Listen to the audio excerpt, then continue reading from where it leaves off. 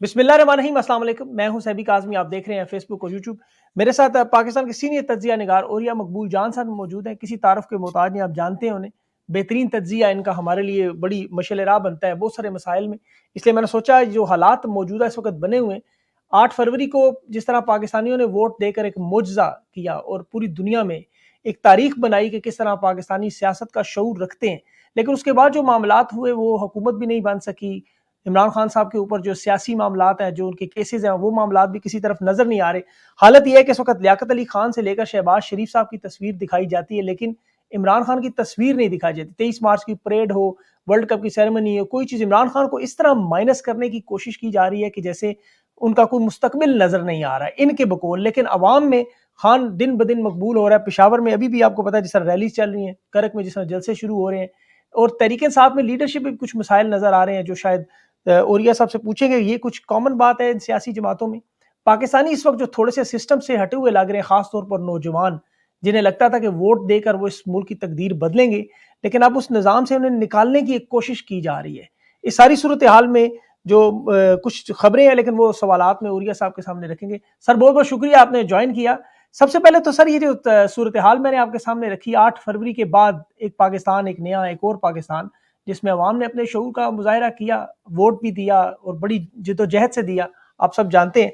लेकिन अब जो हालात बने हैं इस वक्त, एक कुछ किसी हद तक मायूसी, मैं अगर कहूँ गलत लफ्ज होगा शायद, लेकिन फ्रस्ट्रेशन और गुस्सा भी नजर आ रहा है। आप क्या देखिए, समझते हैं, इसका हल क्या है?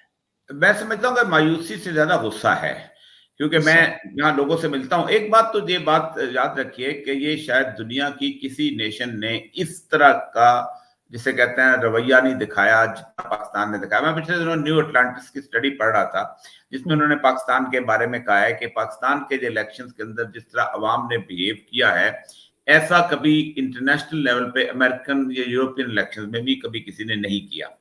5 उसने वजूहात बताई हैं। उसने कहा है कि पहली बात यह है कि कभी भी बॉटम अप स्ट्रेटजी कहीं दुनिया में इलेक्शन में नहीं होती, टॉप पे स्ट्रेटजी बनती है। और कमाल ये था कि टॉप जेल में था, बिखरा हुआ था, और बॉटम अप स्ट्रेटजी, और एवरीबॉडी न्यू कि मुझे कैसे क्या सिंक्रोनाइज करना है, कैसी वीडियो बनानी है, कैसी बात करनी है।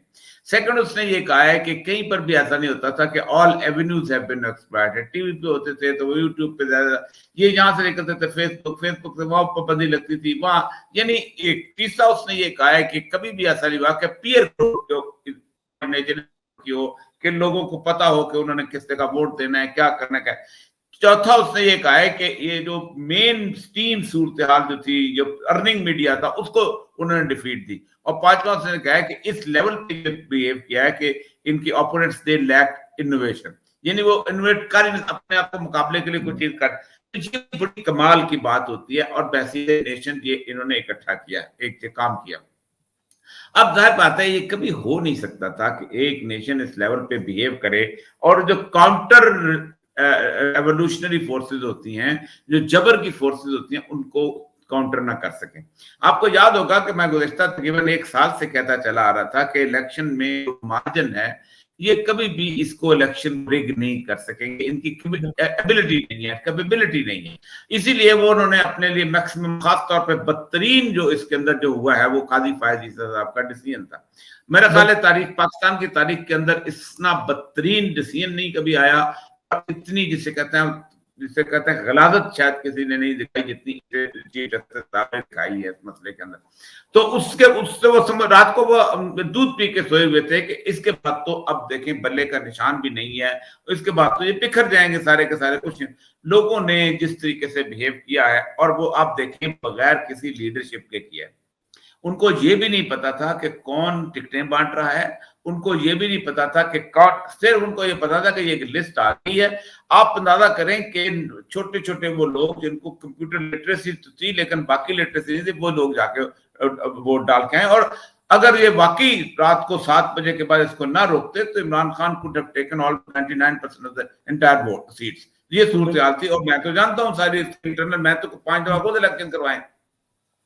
अब सूरत हाल ये भी है कि इसको काउंटर करना की कोशिश की जाए। काउंटर हो रही है 2 जगह, एक हो रही है अमेरिकन के सतह पे और दूसरी हो रही है लोकल सतह पे। जो बाइडेन का खत है, वो खत में आप देखें कि उस खत में उस बंदे ने कुछ नहीं कहा पाकिस्तान के बारे में। उसने कहा हम आपका रीजनल रोल, ठीक है जी, और आपका इंटरनेशनल रोल जो है वो देखना चाहिए। इंटरनेशनल रोल जो है कि हम आपको चाइना के खिलाफ कैसे एक्सप्लॉइट करेंगे, और रीजनल रोल हम अफगानिस्तान के खिलाफ और बाकी चीजों।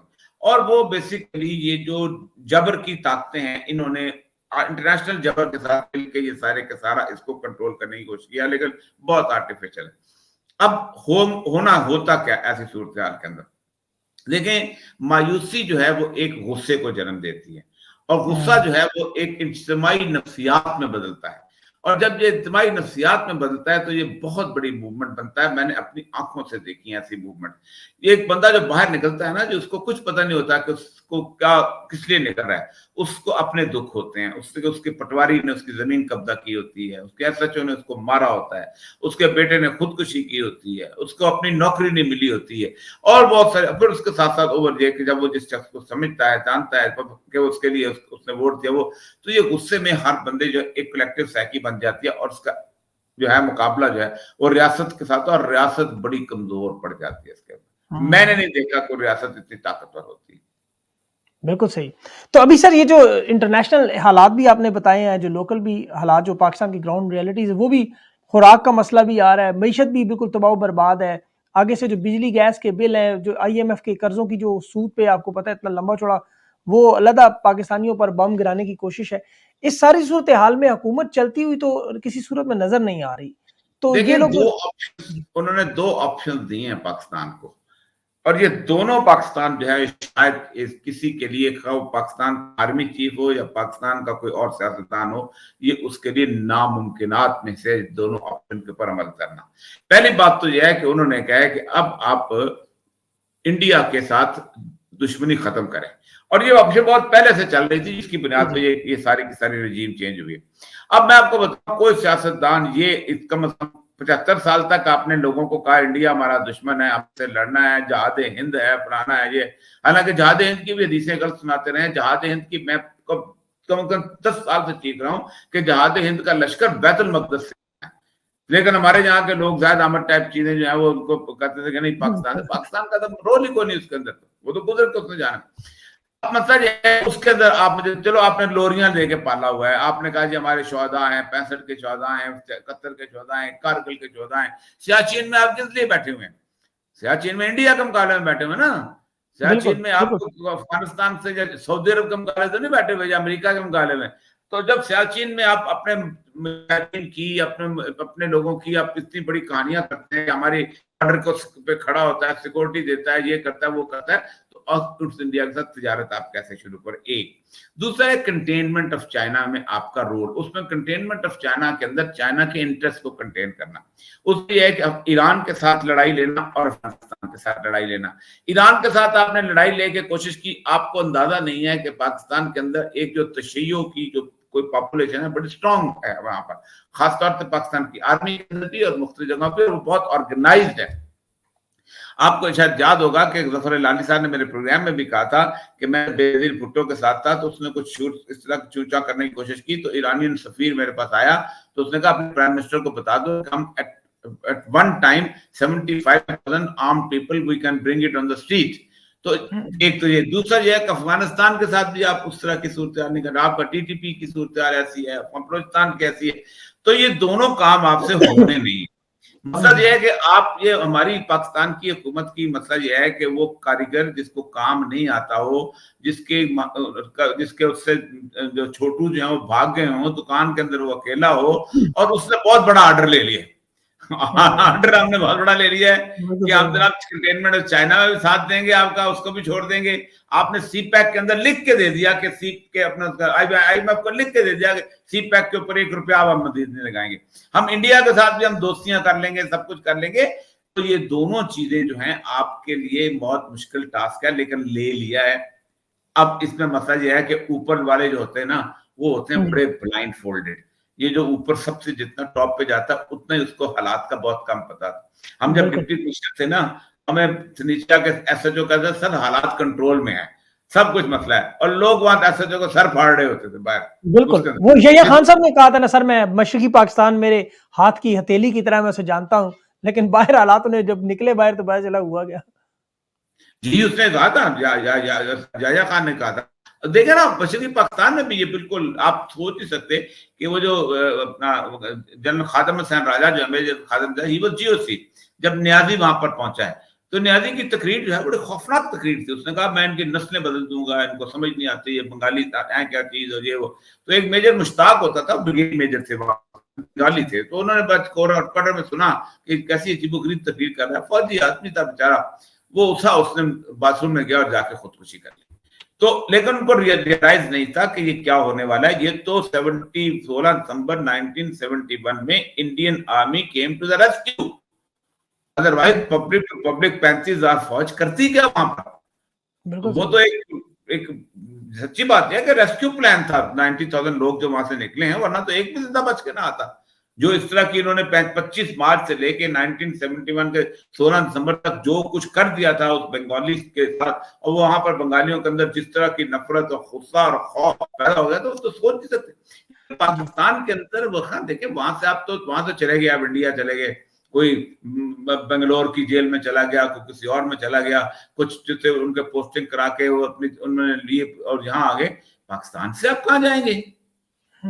अब आपने अपने पास चकवाल नहीं जाना, आपने वहां जेल में नहीं जाना, आपने वहां रावलपिंडी नहीं जाना, आपने रायमंड में नहीं जाना, अपने घर नहीं जाना आपने।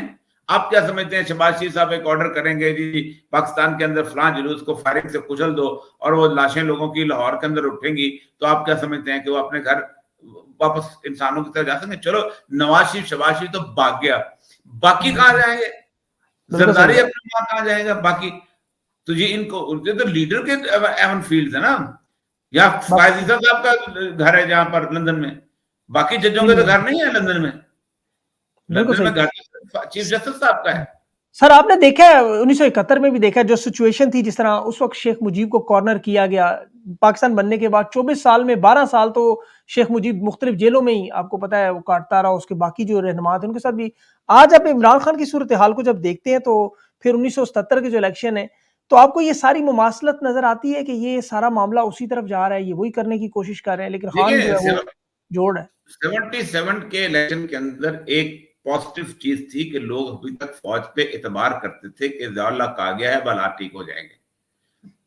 यानी आप अंदाजा करें कि, और वो भी इसलिए कि वो एंटी भुट्टो आया था, बिल्कुल, वरना उससे कम से कम 25 दिन पहले ज़ियाउल हक ने 3 शहरों में मार्शल लॉ लगा दिया, हैदराबाद में, कराची में और लाहौर में, और लोग सीना तान के खड़े हो गए थे चलाओ गोली, और नहीं चला सकते थे। तो जब आप अवाम की मर्जी के मुताबिक इक़्तिदार में आते हैं तो तब अवाम आपका साथ देते हैं, और जब आप अवाम की मर्जी के मुताबिक माशाल्लाह लगाते हैं, सिर्फ 3 शहरों में लगाते हैं, तब भी आप ज़लील और रुस्वा होते हैं। तो असल मसला यह है कि जब तक आप अवाम की मर्जी और मंशा के मुताबिक नहीं चलेंगे, आगे नहीं चल सकते। बिल्कुल सही। वैसे जब भी सर इस तरह का मार्शल लॉ का मामला आया, हमने देखा अवाम ने मिठाइयां बांटी, लोग खुश हुए हमेशा। ये पहली दफा ऐसे हुआ है कि जब रजीम चेंज ऑपरेशन हुआ, खान की हुकूमत गिराई गई, तो लोगों में नफरत का इज़हार, जिस तरह लोग निकले थे, आपको याद होगा जो 8 अप्रैल की रात थी। देखिए मैं एक बात बताऊं, इमरान खान के बारे में इनकी सारी की सारी रिपोर्ट्स हैं, मैंने वो खलसा मैंने रिपोर्टें पढ़ी हैं जो कि फरवरी में शुरू हुई थी, इन्होंने इकट्ठी करनी कि देखिए अगर इमरान खान को हम निकाल देते हैं तो क्या होगा। तो रिपोर्टें ये थी कि इमरान खान जो है ये तो मुंह दिखाने के काबिल नहीं रहेगा, 4 साल की इसकी कारकर्दगी बहुत बुरी है। The PTI will be just like house of cards, जैसे ताश के पत्ते बिखरते हैं वैसे बिखर जाएंगे, इनको निकालो। उन्होंने कहा वाह वाह कमाल हो गया, अब तो इमरान खान तो गया। उन्होंने फिर उसके वजह कि उसको फिर उन्होंने ओके कर दिया अमेरिकन डिमांड को भी, तो बेसिकली अमेरिकन डिमांड भी थी और इनकी भी ख्वाहिश थी। तो दोनों ख्वाहिशें जब कोइंसाइड, डोनाल्ड लूट की जो यही तो है कि वो जब ये का पूरे का पूरा कच्चा चट्टा खुला, इमरान खान ने खोला, तो पब्लिक पागलों की तरह निकली, जैसे कराची में निकली। आप खुद सोचे ना, अभी तक सीआईए ने 72 रजीम चेंज एक्सपीरियंसेस किए हैं 72 मुल्कों में। सबसे पहला उसने किया था ईरान में मुसद्दक का, फिर उसके बाद और बहुत सारे कांगो में, दूसरी जगह में। पहली दफा ये हुआ है कि किसी मुल्क के अंदर सीआईए या अमेरिका खुल के सामने आया और बकायदा केस चला है, वरना तो वो छुप गए थे। उनके लिए तो जिल्लत और रुसवाई का मकाम है। एक रिपोर्ट उनकी गलत वो साबित हुई और इमरान खान बिल्कुल मुख्तलिफ। दूसरा वो समझते थे कि वो जी, जैसे रिपोर्टें हमारे कई तरह लोग करते हैं, वो जी देखें जी पता नहीं कोकीन पीता है, खाता है, ये है वो है, तो वो तो अपना एक दिन नहीं गुजार सके। वो मैं उनसे कहता था भाई मैं जिंदगी भर, मेरी जो पहली नौकरी थी वो United nation fund for drug abuse control में थी। मेरा ये सब्जेक्ट है। कुकीन तो छोड़े, चर्च पीने वाला बंदा भी 2 घंटे एक्सरसाइज नहीं कर सकता रोज, नहीं कर सकते। वो 2.5 घंटे एक्सरसाइज करता है यार, और एट द एज ऑफ 70। आपने क्या, कहां से उसने ये सुन के रिपोर्टें बनाई हुई हैं सारा कुछ। तीसरा वो समझते हैं नाजो नेम में पला हुआ शख्स है, ये ज्यादा निकालेगा नहीं, एकदम वो वहां पर रुक गया वहां पर। अब ये इनके सारे के सारे प्लान हो गए हैं फेल। अब जितनी देर इमरान खान रुकता है उतनी देर उसकी पॉपुलैरिटी में इजाफा होता है, जितनी देर वहां रहता है। इमरान खान की जो डेथ वाली सूरत है वो एक, इन्होंने बेनजीर को एक्सपेरिमेंट करके देख लिया हुआ है। बेनजीर की मौत के बाद जो 3 दिन इस मुल्क ने देखे थे, उसके बाद आप सोचें कि क्या क्या, और वो तो सिंध तक में आपके 22 रेलवे स्टेशन जो थे वो जला दिए गए थे, आपका पूरा सिस्टम खत्म हो गया हुआ था, आपके 200 इंजन जल गए थे, औरतें आपकी रेप हुई थी, शहर आपकी तबाही बर्बादी फैल गई थी। मैं उसके 2 दिन बाद बालपुर में गया था, उन्होंने कहा ये लोग उठे आके घरों में घुस के किसी को टीवी मिला ले गए। तो आप क्या समझते हैं कि दे कैन अफोर्ड इट? और दूसरी बात यह है कि मैं इनको कई दफा कहता हूं कि यार ये 9 मई जो है ना, इसको छोड़ दो बातें करना। उसकी एक वजह है, उसकी वजह यह है कि आपने रेत की बोरी रख ली है ना, नवाज शरीफ शहबाज शरीफ रख ली है ना रेत, अब रेत की बोरी को गोलियां खाने दो। अब 9 मई कहोगे लोग सीधा उनका रुख तुम्हारी तरफ हो जाएगा। बिल्कुल। अब सूरत हाल यह है कि लोग जो रिहा होकर बाहर आ रहे हैं वो अपनी कहानियां सुनाते हैं और सुनेंगे मजीद जब, तो क्या होगा जब वो जेल काटने जाए तो जेल में मुलाकात करने भी तो जाएंगे ना जो 9 मई के लोग हैं। अब देखा ना आर्मी कोर्ट्स की अदालतों से जो इस वक्त 109 लोग जो निकलेंगे, वो 109 कहानियां हैं, वो 109 चीजें हैं जो कि पाकिस्तान की गली गली मोहल्ले मोहल्ले में वो बयान करेंगे। बिल्कुल सर, बाकी सही बात है, ये नफरत का एक आलम वक्त का बुरा आने वाला है। बिल्कुल सही बात की आपने।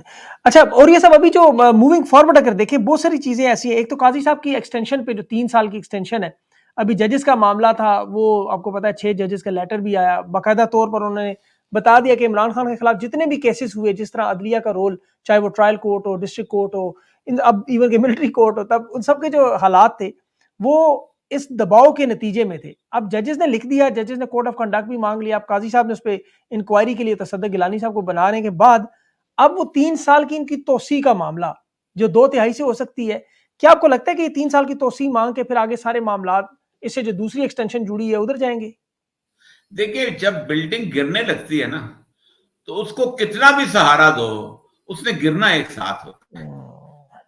अब जब कुछ गिरेगा ना तो एक साथ गिरेगा। काजी फायज ईसा भी गिरेगा, सुप्रीम कोर्ट की बिल्डिंग भी गिरेगी, सब गिरेंगे।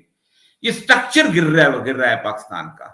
अब पाकिस्तान की पब्लिक उठेगी तो इसलिए नहीं उठेगी कि इमरान खान को हुकूमत में बिठाना है, वो इसलिए उठेगी कि वो रिफॉर्म्स कैसे करनी है। और इमरान खान रिफॉर्म से इनकार करेगा, लोग उड़ा के रख देंगे। एक बंदा था रॉबर्सपेरी, फ्रेंच रेवोल्यूशन के अंदर बड़ा पॉपुलर हो गया, ठीक है, पॉपुलर होगा, लोगों ने कहा उसको इलेक्शन लड़ा के उसको जिता दे, इलेक्शन आ गए, क्योंकि उस वक्त कोई लुई जिता इलेक्शन नहीं करा रहा, वो जीत गया। उसने आके कहा कि मिलके कंप्रोमाइज करते हैं। तो उसने कहा कि तुम बड़ों से कहा, बड़े बहुत ज्यादा थे वहां पर, महीने दे दो और ये करो ताकि इनको साथ करें, हम कॉन्स्टिट्यूशनल जिम्मेदार हैं और भी बाकी लोग भी रहे। लोगों ने कहा है ये हमने इसने सौदा कर दिया हमारा। लोग उठे, उन्होंने बकायदा वर्साई पैलेस से बादशाह को निकाला और निकाल के गैलेटिन का, और सबसे पहले इसके 120 मेंबरान असेंबली को कत्ल किया। तो इस वक्त जो पब्लिक रिवोल्ट हुआ अगर, तो उसमें इमरान खान भी कोई कंप्रोमाइज नहीं कर सकेगा। लोग जो है वो फाइट नहीं चाहेंगे किसी तौर पर। बिल्कुल सर, अभी अवाम में शऊर का भी आलम देखे। अभी इन्होंने तहरीक इंसाफ ने 2 लोगों को टिकट दिया, ऐसे लोगों को जो डिजर्विंग नहीं थे उनके मुताबिक। इनके अपने लोगों ने जिस तरह प्रेशर बिल्ड करके वो टिकट वापस करवाए, और इन्होंने सुनना पड़ा कोर कमेटी को, तहरीक इंसाफ को, उनकी बात सुननी पड़ी। अवाम इनकी वाकई शऊर के तो उस लेवल पे अगर आप समझते हैं इलेक्शन जो है इमरान खान की कोर कमेटी ने जीता है तो ये झूठ है। इमरान खान की कोर कमेटी को कुछ नहीं पता था कि क्या हो रहा है। आपको अंदाजा नहीं है कि उनके 2 मेंबर नहीं बैठ सकते थे वहां पर पोलिंग एजेंट के तौर पर। मैं जिस जगह पे मैं रहता हूं वहां से कोई दूर एक गांव में मेरा पोलिंग स्टेशन बना दिया था। मैं जब वोट वहां डालने गया तो वहां एक लेडी डॉक्टर आई हुई थी, वो 20 किलोमीटर दूर से उसका डर लगा था और ढूंढती ढांढती उसके मोबाइल वहां पहुंच गई थी। लोगों को, आम आदमी को, कौन सा ऐसा बंदा है कि जिसने इसके अंदर वोट नहीं दिया? तो एक बात तो यह है कि कोर कमेटी अगर ये समझती है या कोई भी समझता है वोट सिर्फ और सिर्फ एक इमरान खान का है, और इमरान खान को उन्होंने रे ऑफ होप के तौर पे समझा है। उसकी एक बुनियादी वजह है कि आप खुद सोचें कि इमरान खान के खिलाफ ये मुद्दतों केस निकालने की सूरत में रहे, आखिर में केस निकला तोशा खाना की घड़ी। अगर वो करोड़पति अरबपति होता तो वो घड़ी बेचता किसी जगह पर जाके।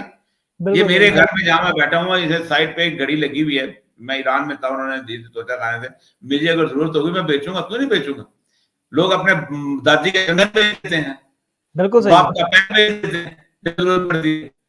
ये बेचते हैं ना खानदानी चीजें, जब लोगों को मार्केट में बिकते हैं। ये जो सदबीज और इसमें जो बिकने आती हैं इंग्लैंड के अंदर, ये बड़े बड़े लोगों के, टीपू सुल्तान से लेके तो पता नहीं कौन सिराजुद्दौला, सबकी बेच दी थी लोगों ने, बेच दी। तो एक केस होने, दूसरा इन्होंने इज्जत का केस निकाला। 1400 साल की मुसलमानों की तारीख के अंदर इतनी गलाजत कभी किसी ने की जितनी इज्जत वाले केस के अंदर। यानी आपने नहीं, जिना जो है जायज है और निकाह करके शादी करना जो है वो हराम करार दे दिया उन्होंने। तीसरा उन्होंने अगर निकाला भी तो साइफर का केस, वो तो ऐसे उड़ा है कि जिसके हिसाब ही नहीं, बाकी तो है ही कोई नहीं केस। तीसरा 190 मिलियन का, 190 मिलियन आपके अदालत में पड़े हुए हैं, उसके अकाउंट में। आप एक अकाउंट से शिफ्ट तो कर लो, शिफ्ट क्यों नहीं करते हो, करो ना, फिर पैसा हो जाता। तो असल मसला यह है कि इसलिए लोग समझते हैं कि इमरान खान जो है एक ईमानदार आदमी है, उसने सौदा नहीं किया। और फिर इमरान खान को लोग सियासतदान के तौर पे नहीं जानते।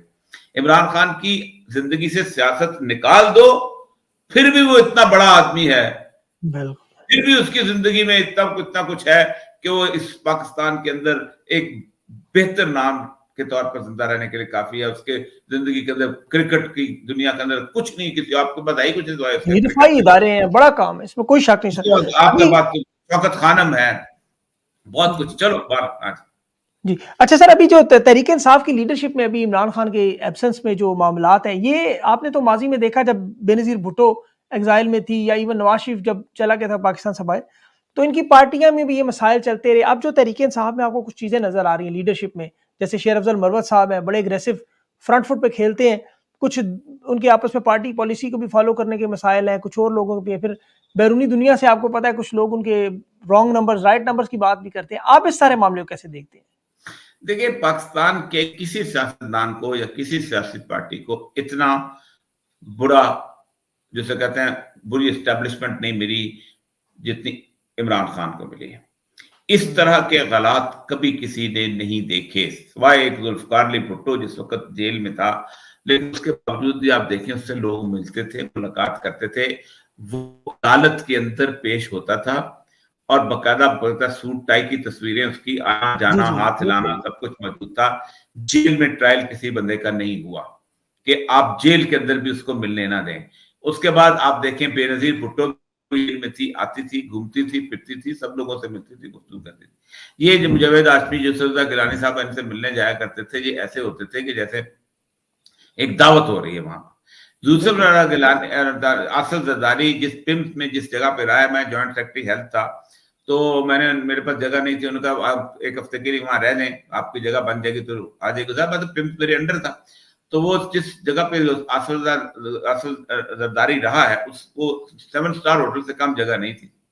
सर, बिलावल का मामला भी, जो जरदारी साहब जेल में थे, तो किताबें लेके जा। हाँ, उसके साथ मैं आपको बताऊं, मैं जब 99 में जेल में था, आप जरा देखें क्या फैसिलिटीज बिल्ट हुई थी। तो इमरान खान जैसी जेल, इस पार्टी जैसी सूरत किसी ने देखी कि आप लोग भागे हुए हैं, अंदर नहीं आ सकते। इलेक्शन लड़े, उन लोगों ने वहां से लड़ा है जहां उनका पता कोई मौजूद नहीं था, वहां से, यानी उनका नाम और निशान हाफिज फरीदाबाद भागा हुआ था बेचारे, जहां से इलेक्शन जीत गए। तो ऐसी सूरत हाल में आप पार्टी को थोड़ा सा माफ कर देना चाहिए। जैसे भी हैं लोग, कोऑर्डिनेशन नहीं है, कोई ऐसी चीज नहीं है, गाइडेंस मौजूद नहीं है। 3 दिन के लिए वकला से मिलने देते हैं, 2 दिन के लिए नहीं मिलने देते। कितना मिल लेंगे आप? आधे घंटे मिनट की आप में क्या कर लेंगे? उसके बावजूद भी ठीक है, रेजिस्टेंस दिखा रहे हैं, बहुत बड़ी बात। उनको लिवरेज दिया करें बाकी सारे मामला। बिल्कुल दुरुस्त। तो अवाम को थोड़ा सा सॉफ्ट हैंड रखना चाहिए कि एहतजाज की वो पॉलिसी भी बना रहे हैं, कोशिश कर रहे हैं, जान मार रहे हैं इन मुश्किल हालात। कुछ लोग चाहते हैं कि निकल देंगे। एक बात कहूं आपको, मैं अब तक जितने भी मैंने देखे हैं, स्टडी किया, जो मूवमेंट्स जो होती हैं एहतजाज की सूरत, ये एक अचानक हुआ करते हैं और फिर उसके बाद लीडरशिप मजबूर हो जाया करती है। 1977 की जो पहला जुलूस था, जो कि मस्जिद शोहदा से नहीं, वो नीला गुंबद से निकला था, जिसमें सारे लीडर असगर खान और पीर पगाड़ा और मुफ्ती महमूदी वो डाल के निकाले थे, मैं उस जुलूस में शामिल था। आराम से एक जुलूस निकला, उसके बाद 14 में 2 दिन के बाद जुलूस निकलना शेड्यूल था। वहां लोग मस्जिद से जो निकलता था उसको मारते थे, हमने भी मारे खाई। लेकिन उसके बाद एक मूवमेंट डल हो गई थी। फिर आहिस्ता आहिस्ता कराची से लोगों ने, हैदराबाद से लोगों ने जुलूस निकालने शुरू किए। फिर वो पंजाब वालों को चूड़ियां बेचते थे। केपीके में तो कुछ जुलूस का एक नाम निशान नहीं था। फिर एक दिन ऐसा आता है कि फिर एक रवैया बन जाता है, फिर झिझक उतर जाती है। 9 अप्रैल के दिन इन्होंने जिस वक्त बुलाया है पंजाब असेंबली का इजलास और लोगों ने उसको घेरा है, तो फिर इनके बस में कुछ नहीं रह गया था। तो ये बात ना करें, लोगों की जज्बात हैं, एक दिन लोग खुद खड़े हो जाएंगे, इनको मजबूरन आगे लगना पड़ेगा। बिल्कुल, बिल्कुल। कोई ऐसा छोटा-सा वाक़या भी वाक़ई सर ऐसे जो इस वक़्त बड़ा पेश-ख़ैमा हो सकता है।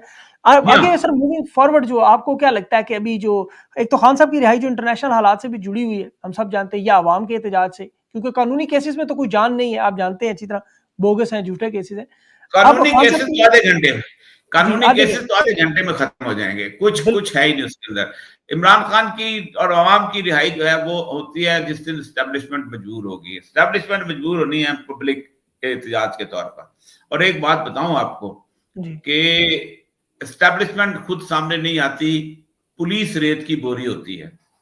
और मैंने सारी जिंदगी पुलिस के साथ गुजारी है। 35,000 के लिए लोगों के डंडे को नहीं खाता, 50,000 की तनख्वाह के लिए गोली को नहीं खाता। वो आंसू बिल्कुल गैस के उसके अंदर वो चल पड़े होते हैं। और 1,10,000 पुलिस है आपकी पूरी डिप्लॉयबल करने वाली, जो पूरे मुल्क के अंदर, और 30-35,000 आपके रेंजर्स हैं। इससे आप मुल्क की हड़ताल कंट्रोल नहीं कर सकते। और फौज आएगी तो कर्फ्यू लगाना भी मुश्किल हो जाएगा। ये इनको अंदाजा नहीं चीजों का। बिल्कुल सही। तो आपको लगता है क्या है सर अब आखिर में कि ये हालात जो है बेहतरी की तरफ किस तरह जाएंगे और कब तक जा सकते हैं? आपकी देखिए, मैं असेसमेंट तो कहता हूं कि ये लोग संभल जाएं और इस सारे मामले को संभाल दें, इनके अंदर सेम प्रिवेल करे। पाकिस्तान के अंदर इन्होंने गंद किया, इनको वो तो इमरान खान कहता है 9 मई को आप ओपन ट्रायल करें, तो ओपन ट्रायल करें ताकि लोगों को पता चले। और अगर ओपन ट्रायल नहीं भी करना चाहते तो उस पर चुप हो जाए, क्योंकि अगर आप ओपन ट्रायल करें तो बच्चा बच्चा जो कहानी बयान करता है वो आपकी कहानी कोई नहीं सुनता, नहीं मानते सब ना उसमें कोई यकीन करता है। ये बात याद रखें, कोई यकीन नहीं करता। ठीक, तो एक बात यह है कि उससे निकल जाए, वरना आप बराह रास्त निशाना बनाते हो, खुद बनवा रहे हो अपने आप को। इससे बेहतर होता है चुप करके बैठ जाओ। और दूसरी बात यह है कि इस सारी सिनेरियो के अंदर आगे की जो सूरत हाल है उसके अंदर आपको फौरी सेम प्रिवेल करे। आपने जो इलेक्शन में कराया है उसको एक्सेप्ट करके उसको रीडू करना कोई मुश्किल काम नहीं है। हर पार्टी वालों के पास फॉर्म 45 मौजूद है। सबको एक दफा बिठा के ट्रिब्यूनल बनाएं, एक कंसोलिडेट करें और सिर्फ 2 दिन के अंदर पूरी काउंटिंग हो जाती है, पता चलता है कौन असल जीता है और कौन नकल जीता है। उसके हिसाब से गवर्नमेंट बनने दें, उसके हिसाब से सारा कुछ खत्म करें। लेकिन ये नहीं करेंगे। उसकी वजह यह है कि ये लोग अपने आप को इस वक्त समझते हैं कि हम कंट्रोल कर सकते। ओ भाई, ये मिस्र नहीं है, ये बर्मा नहीं है, इतने छोटे छोटे मुल्क हैं वो। यहाँ आप 25 करोड़ का मुल्क है और टोटल आपकी स्ट्रेंथ जो है वो 8 लाख से ज्यादा नहीं बनती। उसमें आपके बूट पॉलिश करने वाले भी शामिल हैं, आपके कपड़े इस्त्री करने वाले भी शामिल हैं, आपके घर के अंदर कुक भी शामिल है। बिल्कुल। क्या करेंगे, क्या करोगे इस मुल्क के साथ, क्या करोगे? लोगों के साथ लड़ोगे? बलूचिस्तान के अंदर आपकी हालत क्या है, केपीके के अंदर आपकी हालत क्या है? पंजाब में भी अगर यही सूरत बिल्टअप होगी, और कराची में तो ऑलरेडी कल जो जुलूस निकला है हैरानकुन है। बिल्कुल सर, बिल्कुल इसमें उन्होंने खौफ का बुत तोड़ा नजर आ रहा है। वाकई इसमें कोई शक नहीं। तो आखिर में सर एंड में बात तो टेबल पे खत्म होगी, कुछ मतलब इन्हें नेगोशिएट टेबल करना। मुझे नहीं लगता टेबल पे खत्म होगी। अगर तो कोई सर्वेल की तो टेबल पे खत्म हो जाएगी। टेबल पे खत्म करने की इस वक्त सिर्फ एक बंदे के हाथ में है, और वो है कोई एस्टेब्लिशमेंट का सरबराह। वो कह दे कि हम अब सारे मामले को अंदर शफाफ गुफ्तगू करना चाहते हैं, वी एक्सेप्ट कि हमने ये प्लान किया था और हमने हार से गलती हो गई है और हम इसको आगे लेके चलते हैं। आप अगर ये नहीं करेंगे और आप ये समझते हैं कि कोई दूसरा कंप्रोमाइज, इमरान खान तो कंप्रोमाइज नहीं करेगा। उसने जिंदगी के अंदर जो अचीव करना था वो एक आदमी की आइंदा जिंदगी नस्लों तक याद रखने के लिए काफी है। खत्म, वो तो मैं भी समझता हूँ कि उसको कंप्रोमाइज नहीं करना चाहिए। यहां तक लाके ये हमेशा चाल होती है, माशी हालात बुरे हैं, फलाने बुरे हैं। माशी हालात किसके बुरे हैं? मेरे बुरे हैं, उस जिम्मेदार के बुरे हैं कि जो अपना गंदम खुद उगाता है, चावल खुद उगाता है। तुम लोगों के बुरे हैं जिनके जहाज नहीं उड़ सकते, तुम लोगों के बुरे हैं जिनकी गाड़ियां नहीं चल सकती, तुम लोगों के बुरे हैं कि जिनके बाप की ऑक्सीजन नहीं मिल जाएगी तुम्हें शानदार किस्म के। मेरा बता दो, बेचारा गरीब आदमी अस्पताल के दरवाजे तक नहीं जा सकता। 25 करोड़ में से 24 करोड़ 999 लोगों के हालात बिल्कुल ठीक है, उनको परवाह नहीं, IMF आए या ना जाए। बिल्कुल आपको सही पता है बात। 2 करोड़ 70 लाख लोग सिर्फ बैंक जाते हैं, बैंक की शक्ल देखते हैं, और उनमें से 1 करोड़ 20-25 लाख तो वो है कि जिनको धक्के मार के आप बैंक में भेज दो, ये पीएन जा रहा है, ये स्वीपर जा रहा है, ये फला जा रहा है। 0.00000001% स्टॉक एक्सचेंज में बैठे होते हैं, आप उसके ऊपर पूरी कौम को कहते हो रमाल बनाते हो। कुछ नहीं होता, जाए आप जिसके जाना है। इन लोगों के मसले हैं, ये लोग करते रहेंगे। इन लोगों के पेट्रोल नहीं आने, इन लोगों के जहाज नहीं उड़ने। हम तो जहाज के बगैर भी सफर कर सकते हैं, रह सकते हैं। बिजली के बगैर मुल्क रह सकता है, आप नहीं रह सकते। बिल्कुल, तो इन लोगों को आपको लगता है कि अगर अकल आ गई तो मामला ठीक होगा, ना आई तो फिर आगे वो मामला फिर लोग अकल गलत दिलवाएंगे। जब को बंदे को, जब किसी आदमी को अकल ना आ रही हो तो आपको पता है कि जूते मार मार के उसको अकल दिलाई जाती है ना, वैसे तो नहीं आती। बिल्कुल सही बात है। मतलब अल्लाह ताला रहम करे सर पाकिस्तान में। और ये मकबूल जान साहब, आपने अपना कीमती वक्त दिया सर, आपका मैं बड़ा मशकूर हूँ। इंशाल्लाह आपसे गाए बगाए जुड़े रहेंगे सर। बहुत बहुत शुक्रिया।